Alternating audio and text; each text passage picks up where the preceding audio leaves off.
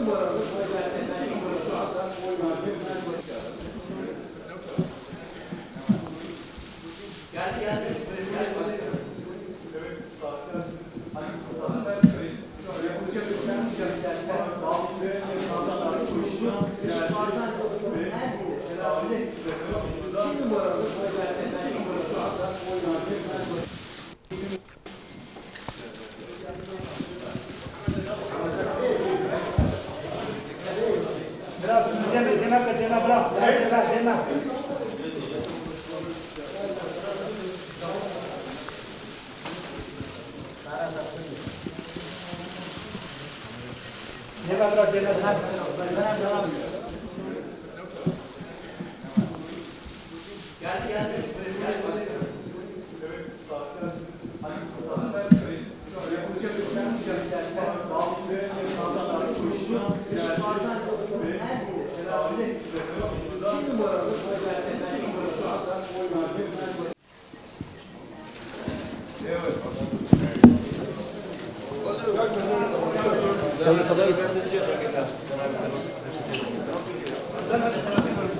Cemaat kameradan ben önünde biraz gevredim.